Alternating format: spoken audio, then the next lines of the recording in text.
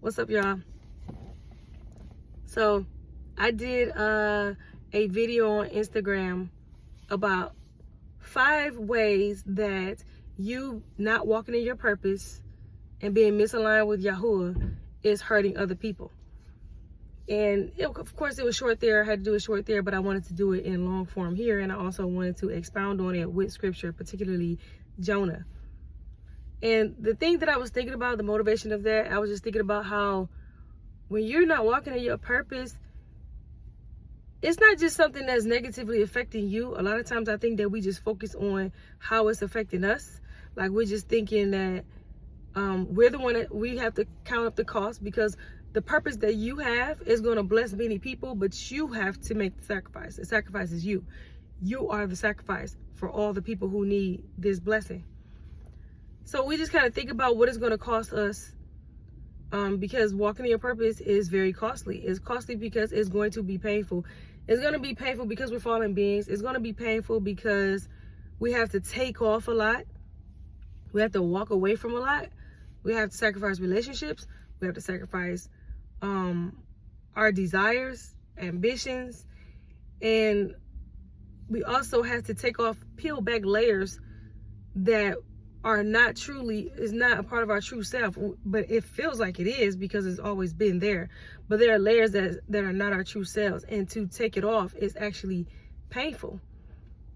So we kind of only think about what it costs us and how hard it is for us and how scary it is for us, because we're walking in fears and we're only thinking about how it pertains to our well-being or what we have to, the discipline that we have to walk in. But that's a self-centered view. I want to have more of a grand scheme view to look at what's actually happening to the masses of people, and also the people that are in our inner circle. What is happening to those people because of our misalignment? And I think that's really important to think about, because people are hurting because they're waiting on us. And also, here's another thing. A lot of times, like, we feel like somebody has hurt us, and people have offended us. We have been hurt. We have been betrayed. We have been cast down or lied on, whatever it is that you have felt that was negative from other people. However, we're not a victim, and we don't realize the power that we have within ourselves. We don't realize that we are actually so powerful that we are actually commanding we're commanding our environment, we're commanding our circle, we're commanding our experience based off of our own alignment. So sometimes we have difficulty being aligned with Yahuwah because we're looking at our circumstances and we're looking at other people, and we are mourning losses, and we are dwelling on offenses, not realizing that we are actually the game controller in the first place. It's actually really powerful. Like, we're actually commanding what's going on around us, but it's that emotional, it's the emotions that make it very difficult for us to overcome and be able to command things to come into order for us. So let's get to the 5 ways that not walking in your purpose hurts other people. Number 1 is that people will suffer, stray, and even die because you're not providing what they need to thrive. There's something that you have that's supposed to bless the world, that's supposed to bless people around you, masses of people, whether it's your family, whether it's hundreds of people, or thousands of people, or millions of people, whatever the number is. There's something that you have that's inside of you that nobody else has. Only you have it. It's only imprinted on you. It's only on your fingerprint that you're supposed to bring it out. But because you are being delayed by disobedience, fear, and that's pretty much it. Only really when you think about it, everything falls under 2 categories. You're procrastinating, that's fear. You're perfectionist, that's fear. You're overthinking, that's fear. And then there's disobedience. You're delaying, instructions, that's disobedience. You're refusing instructions, that's disobedience. you forgot it, that's still disobedience too. That's a really important one, because sometimes y'all can tell you to do something, he can give you an instruction, and then the instruction can get away from you and you actually literally forgot about it. And guess what? You're still responsible for it, and you're considered to be walking in disobedience, because when he gives you an instruction, it is your responsibility to make sure you remember what he told you to do. Might need to write it down, whatever reminders you need to put a plan in effect to remember what it is that he told you to do and stay on track and focus on it. Okay? I tell my children this all the time. So, like, sometimes you tell a child, hey, you're supposed to be doing this. I told you to sweep that floor. And when they say, oh, I forgot. Well, and I have to explain to them, you know what? You can have some grace when you forget something sometimes. I'll give you some grace and be understanding. But if you are regularly say I forgot and using it as an excuse, and I'm not even saying I don't believe that you actually forgot. You probably did actually forget. However, it's your responsibility to remember. First of all, you have a brain. Yah has blessed you with a functioning brain. Ain't nothing wrong. You have everything that you need to be able to keep track of the things that you're supposed to do. You have intelligence, and you have a memory. You have hands. You can write things down. You have focus. You have everything that you need to be able to accomplish the instructions that I gave you. But if you forget, that does not mean that you are excused from a consequence. It's the same thing in the kingdom. If you forget what y'all told you to do because you lost focus, because you delayed it, because you allowed someone to come in and confuse you or cause you to stray another way, you are not excused from the consequence of that. You are still responsible for what he told you to do. So, that was off on a little tangent, but it needed to be said. But people are suffering because there's something that you have that they need. They are having nights of prayer, praying and crying out for something that they need, and the answer is in you. It's in your mouth or in your hands. But because you are delaying it, they still suffering. They're over there wondering why, y'all, what's taking you so long?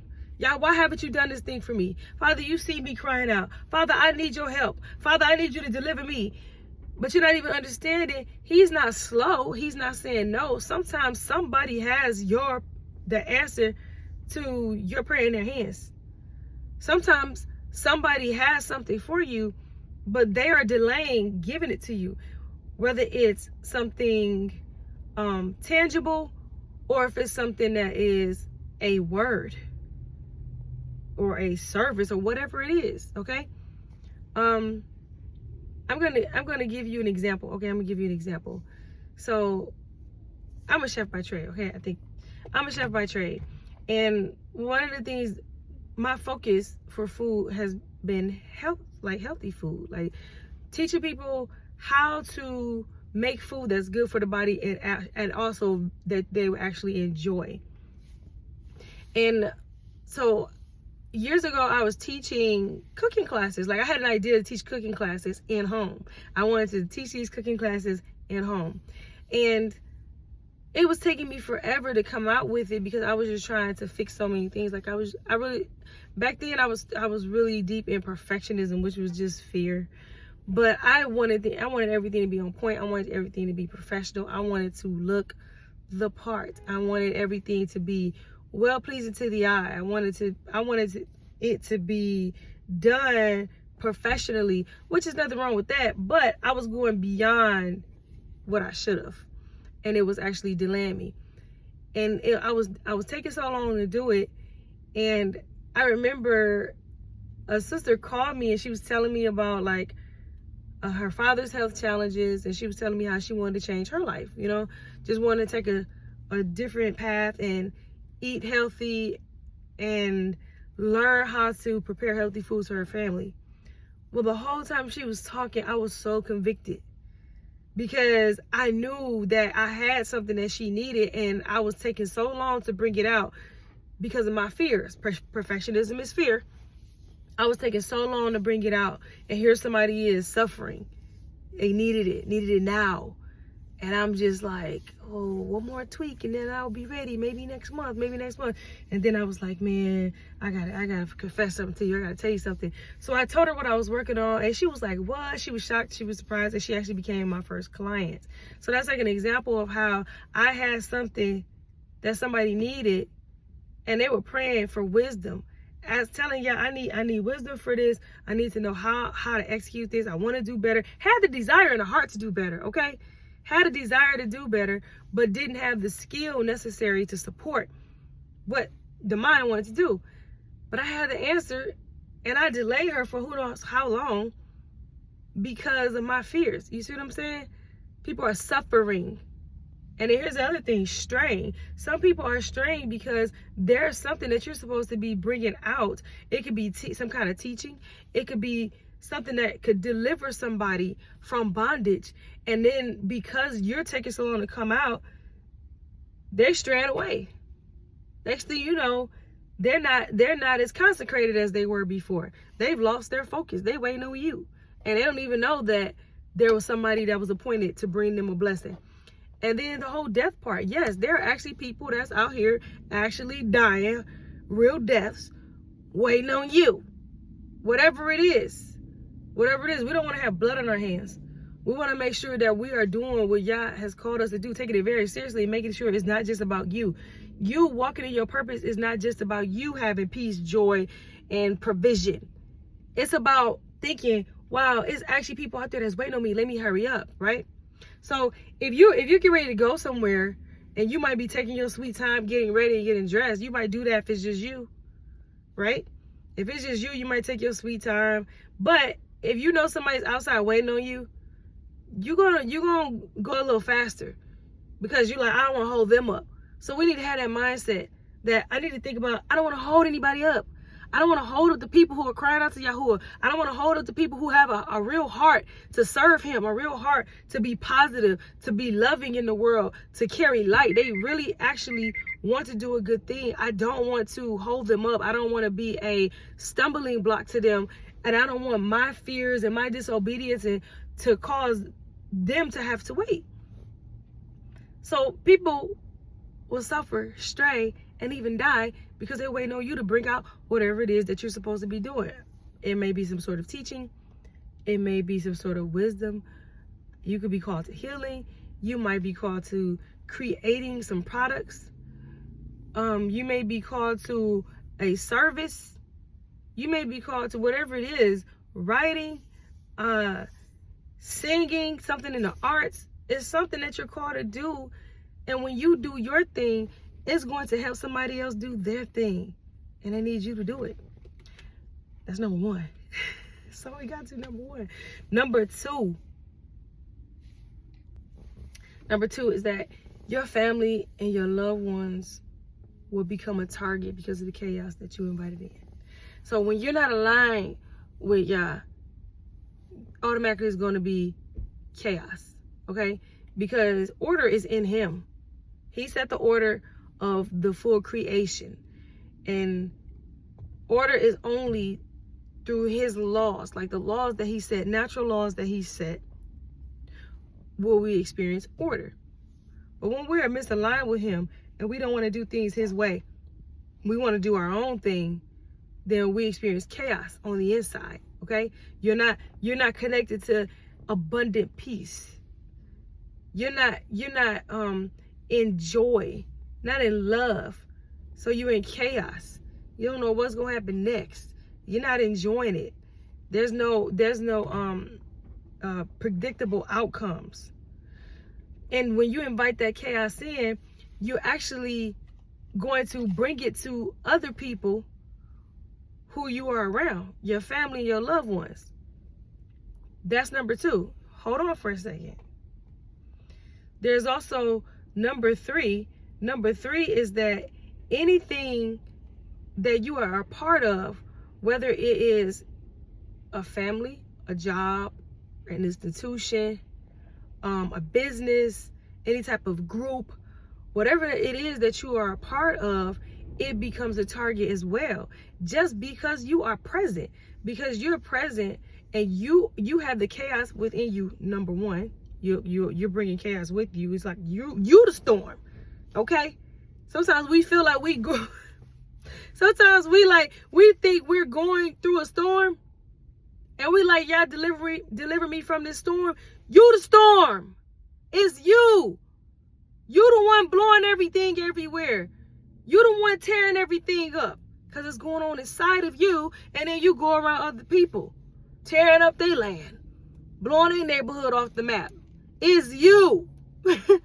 So you're like a storm, and everywhere you go, you're going to bring that chaos with you, the chaos that begins inside of you, because you're so powerful. You're a powerful person. Yahweh has called you to bless the world. He sent you to bless the world, to bring order into the world, to bring a blessing into the world, to bring knowledge, to bring wisdom, to bring his creativity. You are supposed to be embodying him. You are the animation of the Most High Yah, and you're supposed to walk into a place, and you're supposed to bring deliverance and wisdom and knowledge and joy and love and peace.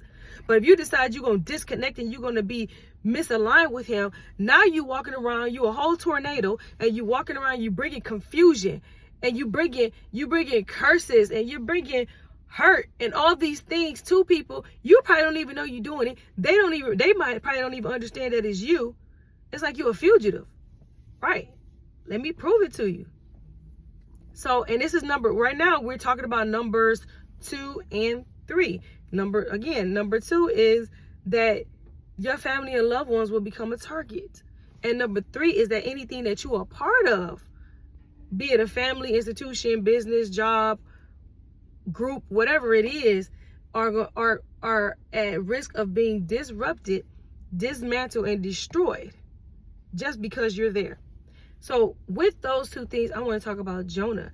So Prophet Jonah was sent to Nineveh. Yahuwah told him to go to Nineveh, and he was like, no. And he was in disobedience, right? But I know that we know that story. Oh, Jonah said he didn't want to go to Nineveh. But let's pause for a second. If Jonah told Yahuwah that he didn't want to go to Nineveh, he been in disobedience, right? This ain't new. It's not like he was walking. It's not like he was aligned and then all of a sudden he was like, no, I don't want to do that. No, you were already misaligned. You were already a fugitive. You were already not walking in your purpose. You were already full of chaos. And y'all gave you an instruction and you said no. Your no just really indicates how misaligned you are. And in the story, you'll see that Jonah just sounded like he was a really negative and bitter person. So who knows what he had gone through. So for you to outright tell the Most High no, you had to still have been unhealed. You had to still been struggling with some things, maybe some offenses or whatever it is. There were some things that even need to be taken off of you. And that's okay, because we on an active, he got us on live, okay? Let me say that. He got us on live. Ain't no rehearsal. He put us out there, and it's like it's already going on. We don't get to 1, 2, 3, take 1 and take 2. Everything in our life is live. Mistakes, whatever. You ain't ready. It's happening right now, whether you like it or not. So Jonah told y'all no, and then he immediately got on a ship and went somewhere else. So y'all sent him to Nineveh. He gets on the ship to go to Tarshish. So he's on the ship, and when he got on the ship, the storm began. It says that Yahuwah sent a wind, and there was a storm on the water. So there's a storm on the water, and the boat is rocking, and everybody was scared. It says that all the men on the ship were scared. They were all crying out to their God. They were terrified. So we see that this is a serious storm, that they knew that they were at the mercy of the sea and at the mercy of Yahuwah, because this was not something that they could just navigate through. So after they were, they didn't pray and they didn't cry out to their gods, and then they came and saw Jonah, and Jonah was chilling. I think he was asleep, but he was chilling. They looking at him like, hey, what you doing? Cry out to your God. Who are you? What's your name? Where you from? They trying to figure out, who are you? What's going on? Like, are you causing this? And he ended up actually telling them, he literally told them where he was from, that he was a Hebrew, and that he served, the God of creation. And when he said that, they became afraid. Why did they become afraid? Because they know that the God of creation, this another kind of God. This ain't your little idol. This is the one who's in charge, who can actually command the sea. Okay? So they became afraid, and they were like, man, like, you're gonna have to fix this. You better give him what he want. So right there, I'm bringing this up because I want to demonstrate and to prove that people around you will be in danger just because you're present. So those men on that ship, that wasn't their business. You know, y'all told Jonah to do something. Jonah said no. They didn't have nothing to do with that. But y'all sent a wind that was affecting them too. So they on a boat rocking, scared, terrified for their own lives. And it was Jonah's fault. And then after talking, they're like, what can we do? What can we do? And then Jonah was like, man, just throw me overboard. Think about that. Okay? Now, that's why I love going back and reading scripture over and over again, because sometimes you think you know a story, but you really don't. Because in my mind, I just thought they just threw him overboard. But I went back and read it, like, I didn't realize he actually told them to do that. He said, just throw me overboard. Now think about it.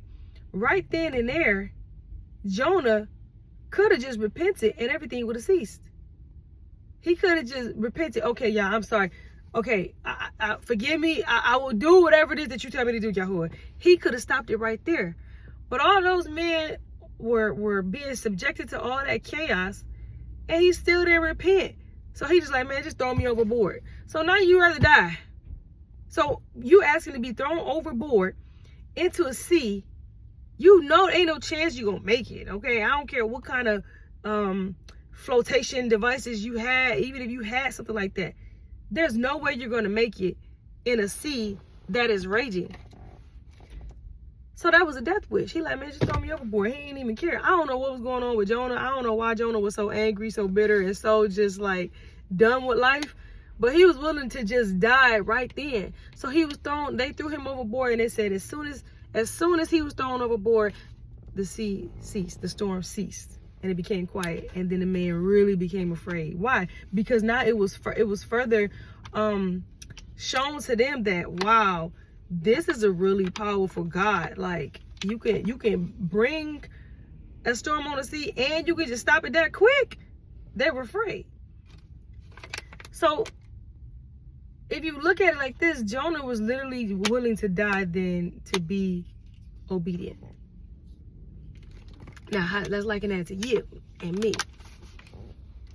How often is there something that you know y'all wants you to do? You know deep down inside, there's something that you're supposed to be doing. But because of whatever you're carrying, whatever's on you, or whatever sacrifice you don't want to make, it's like you rather just take the risk of not doing it, which would be like a spiritual death, than do it. You just like, man, I don't know, like, it is what it is, right? Sometimes what it takes for us to walk in purpose is so difficult. It requires so much of a fight.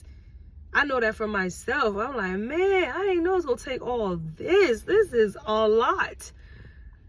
Fighting through the forest of yourself. You know what I'm saying? You the jungle. It is you.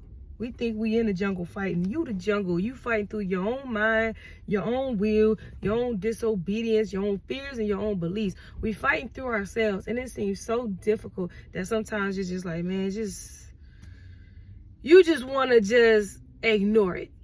You rather just die, like Jonah, in a sense, okay? So he was thrown overboard, and for him, he was planning for that to be his death. And then it says that Yahuwah prepared a fish. Okay, he prepared a fish to swallow Jonah up. So the fish came and swallowed Jonah up. And he was in the belly of the fish for 3 days. 3 days and 3 nights.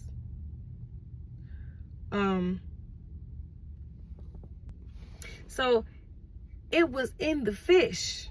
Mind you, He thought he was about to die. He was planning to die at this time. But now this great fish comes and swallows him up.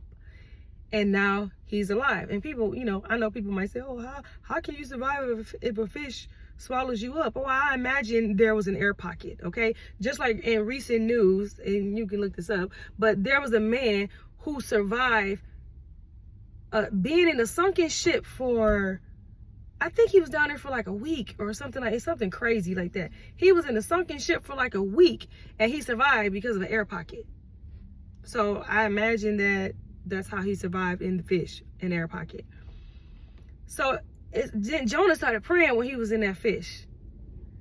So he said, I cried by reason of mine affliction unto Yahuwah, and he heard me. Out of the belly of hell cried I, and thou heardest my voice. For thou hast cast me into the deep, in the midst of the seas, and the floods compassed me about.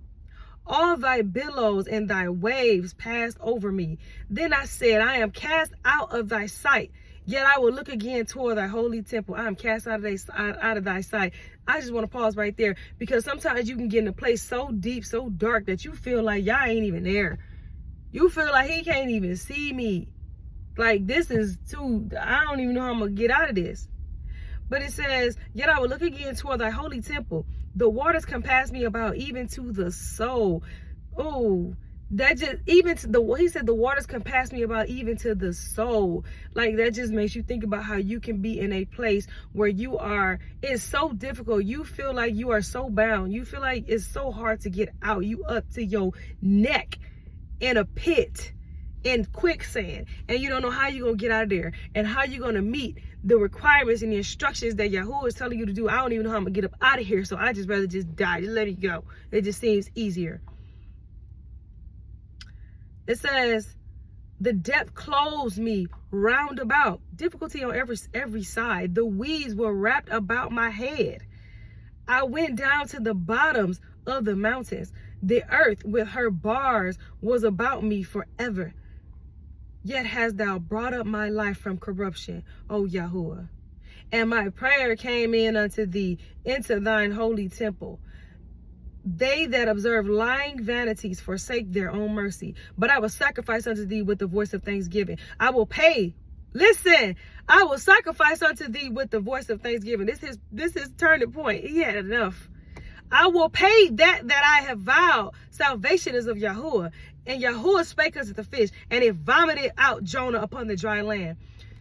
Listen, you've been misaligned for so long. I'm gonna tell you what. There's a part of Yahuwah's natural law. His natural law is that when you are in misalignment, okay, there has to be something that comes in and corrects it. There has to be something that comes in to restore order and restore that connection. He already has a built-in solution to you straying from him. And you know what that built-in solution is? It is the wilderness. It is a storm. It is a great affliction. It's something that's going to cause your flesh to be like, I tap out. I give up. All right, whatever it is that you want me to do. Why? Because we're running off Yah's breath, okay? We are the animation of the Most High Yah. It's his spirit that is in us. So our spirits actually want to do the will of Yahuwah. It's the flesh that don't want to do it. It's the soul that is a distraction. It's the soul that is buffering, because so many things happen in the soul. Trauma happens in the soul. All the beliefs that we have is happening in your soul. But our flesh, we don't want to do.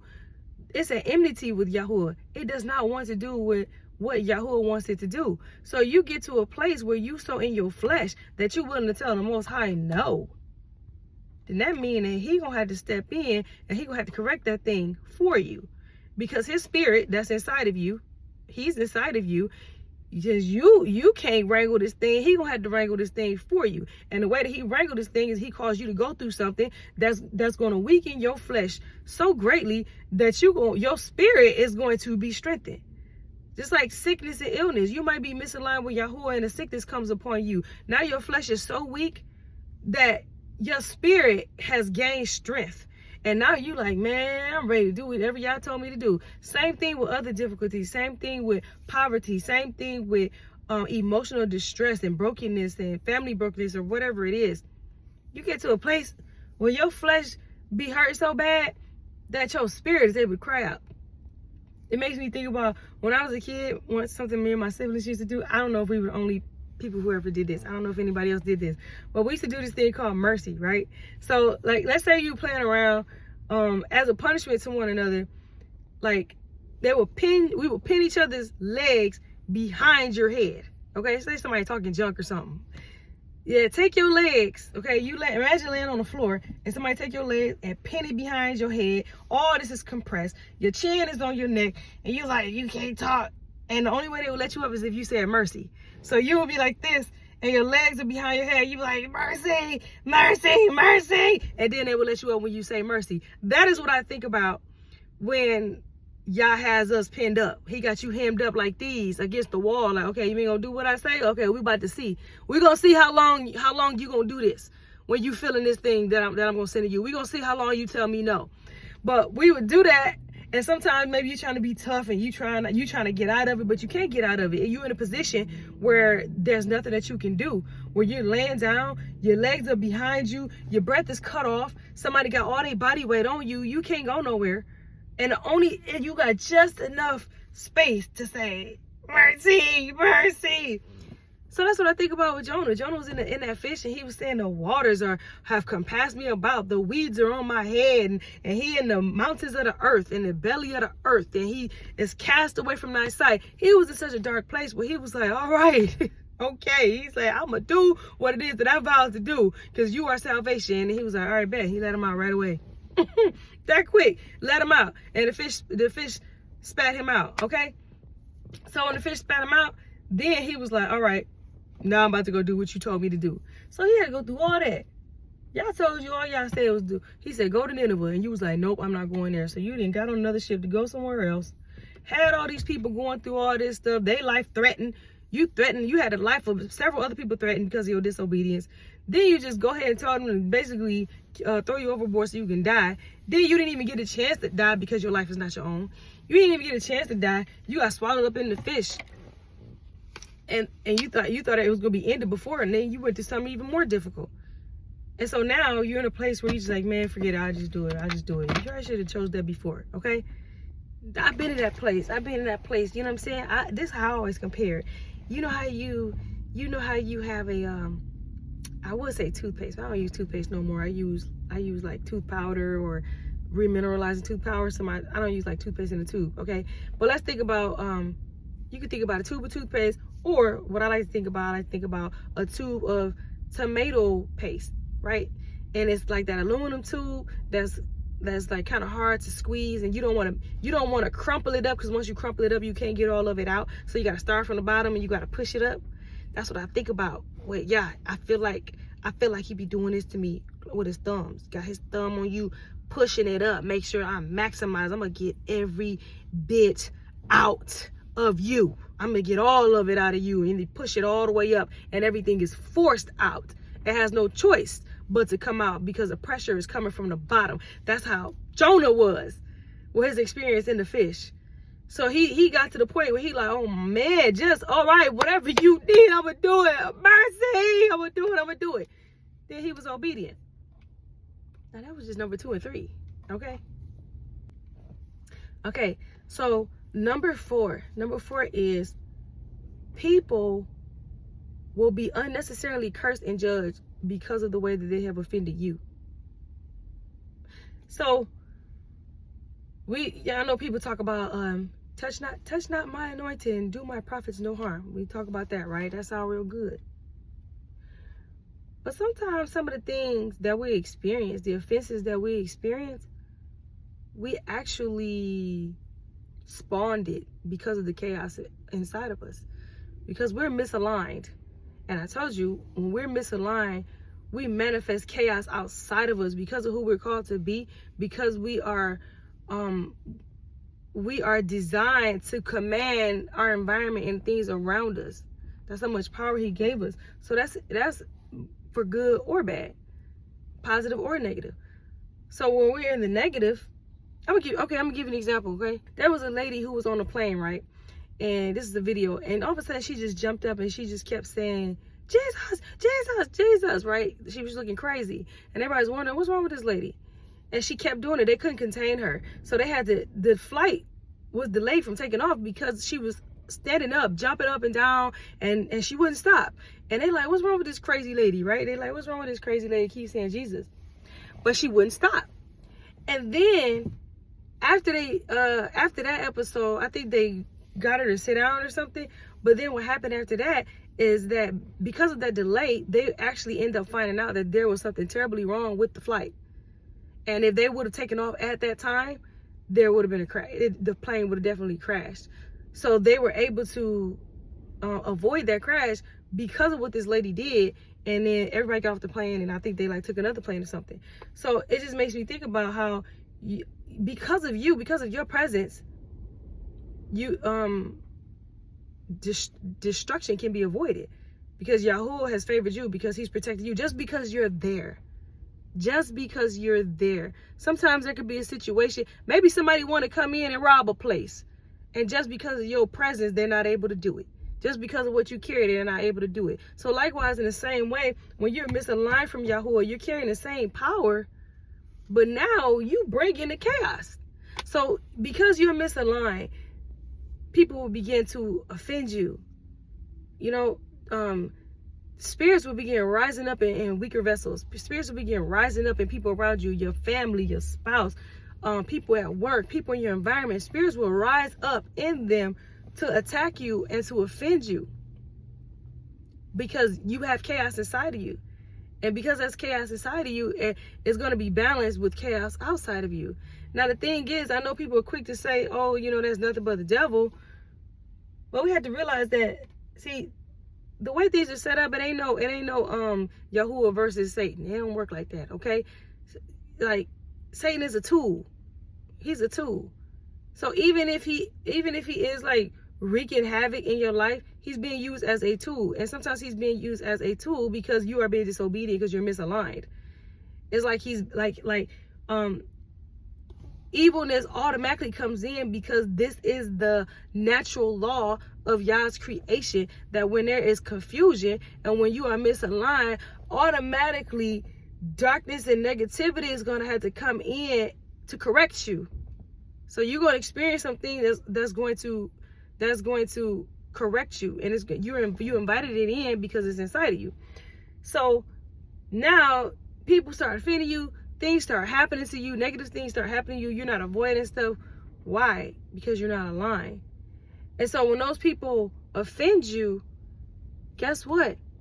They've been used by a spirit, but they still gonna be judged for what they did. You see that in the scripture all the time. You see Yahuwah will send a nation to reprimand his people as a consequence of his people sinning. He will send another nation to fight them and to come and destroy everything, but he still judged the other nation that he sent. You know what I'm saying? Because they wanted to do it anyway. They were being used, okay? So that's kind of hard to explain, but everybody is being, I'm gonna say it's hard to explain within this text, but I want to talk about that in a whole nother way. How it's like everybody is the center of their own universe, so to speak, right? But we're also all interconnected at the same time. So they're going to be judged for the thing that they did, even though they was being used as a tool. So so what happens when, you know, you're misaligned and you're being disobedient, and because of your misalignment and your disobedience, people are rising up against you, and then now they're going to be judged. But it's kind of like your fault, because if you was aligned, that could have been avoided. They wouldn't even have the opportunity to come up against you. See what I'm saying? Okay, last one. I feel like I'm not able to make a short video, okay? Your energy will become rogue and will actually begin to hurt people, all right? So I think about this for energy.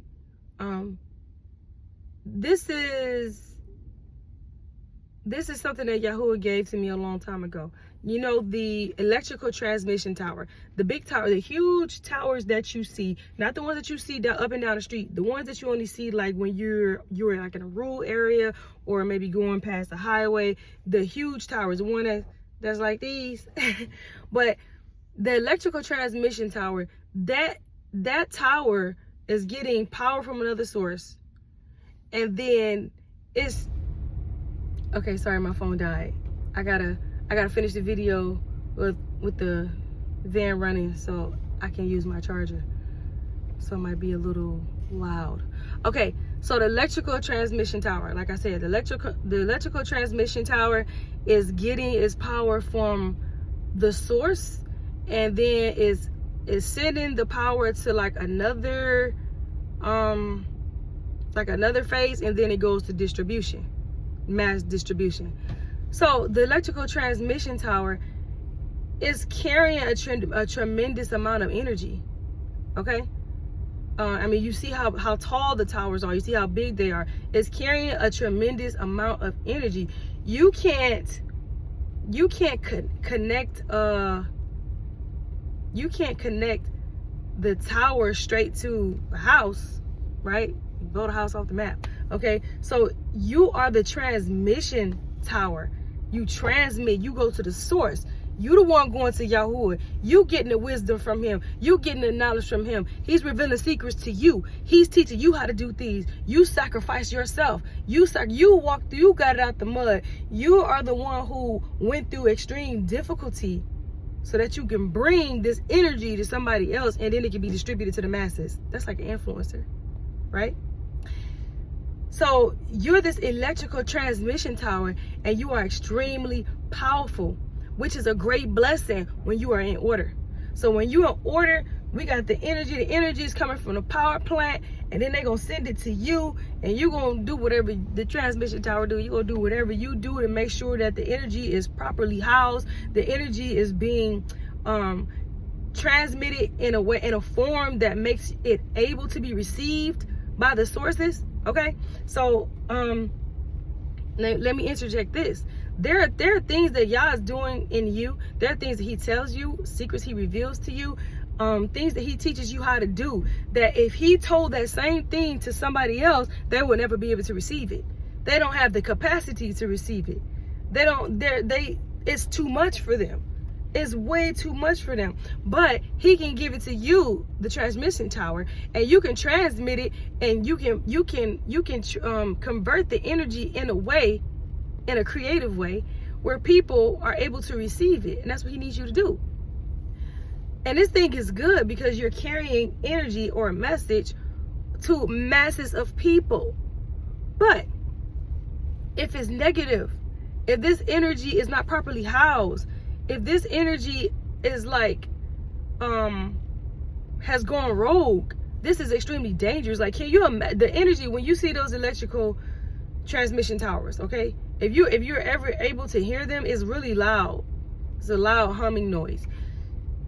They already look scary anyway. Okay, you get close enough, they already look scary. Can you imagine if that thing, if the energy wasn't properly housed? Can you imagine what would happen if that raw electricity just started going everywhere? That would be deadly. And that's really how it is when you are not healed. When you don't have the peace of Yahuwah, you don't have joy. You probably got the knowledge, you still got the power, you still got strength, and you still got influence, but you all over the place like a wild electrical source, like electricity. I don't know if you ever seen raw electricity. It looks really scary. Okay, it looks really scary. It's just going all over the place. Okay, this thing can't be wrangled. Don't touch that thing. That thing will hurt you. That's you when you misalign with Yah. You still powerful. You're still very influential. You still have amazing strength. You still have authority. But if you're not properly, excuse me, if you're not properly housed, then you become a danger. You still transmit no, but you transmit negativity. You transmitting offense. You're transmitting bitterness. You're transmitting disobedience. We want to transmit the fruit of the Spirit. So we want to be a properly housed electrical transmission station. We want to be in order. We don't want our energy to go rogue, and your energy goes rogue when you're not submitted to Yahuwah and when you're not aligned with him. Because the purpose that he calls you for, you have such great power in you, such great strength, that when you are not doing what he told you to do, you will go crazy. You will go crazy because it's too much. You got too much in there. You ever see anybody who's extremely intelligent, like let's say some scientists or something, and then they end up losing their mind and dying like a really bad death? A lot of times it's because, in my opinion, I think it's because sometimes people have so much knowledge, but it's not balanced out. It's not enough to have knowledge. You have to have wisdom, because knowledge is governed by wisdom. Knowledge is just facts, but it's not truth. Now, see, I'm on a whole other message. Knowledge is facts, but it's not truth, okay? So if you have a string of pearls, each pearl is a fact, okay? And when you put all those pearls together on the string, it becomes a necklace, a pearl necklace. But I don't look at one pearl and say this is a pearl necklace or this is a necklace. It's just a pearl. But all those pearls together on a string and clasped together make a necklace. So facts is like, knowledge is like each pearl.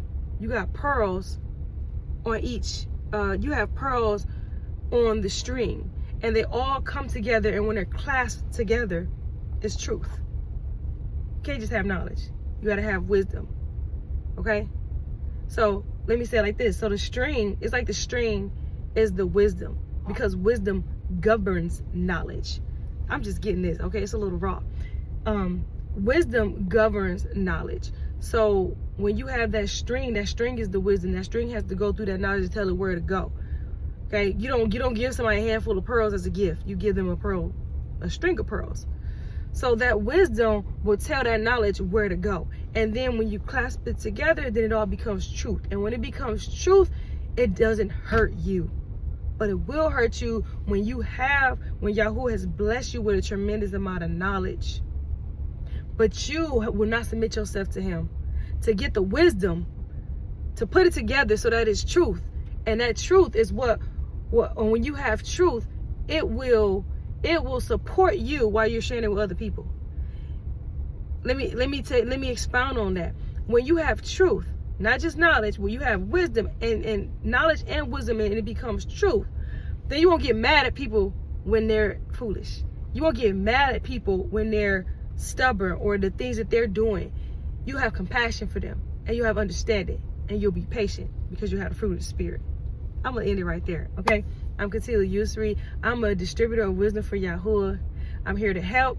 I speak wisdom, I write it, and I model it. Y'all have a good day.